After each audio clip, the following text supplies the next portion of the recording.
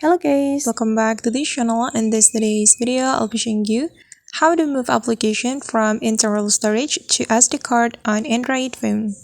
Okay, first of all, if we want to move application to SD card, we have to open our settings application on our Android phone. And after we have our settings application opened, we can scroll down until we find the app setting. That's one. Click on this app settings and you're going to select application you would like to move to your SD card. And just for your information that not all of the application can be moved to SD card. And as far as I know, the application which can be moved to the SD card is applications such as Telegram, Instagram, or CapCut. And here I'm just going to select my Instagram application. So before you move the application, you have to check it whether the application can be moved or not. And I'm just going to select my Instagram.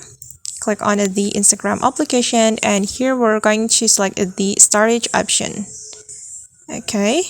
And as you can see that there is an option to change the storage location. You just need to click on change. And since we want to move the application to SD card, we're going to select the SD card. And here I have moved my Instagram application to my SD card. Alright guys, and that's how we can move application from internal storage to SD card on Android phone. I hope this tutorial will be useful for you. Thank you so much for watching and see you in the next video.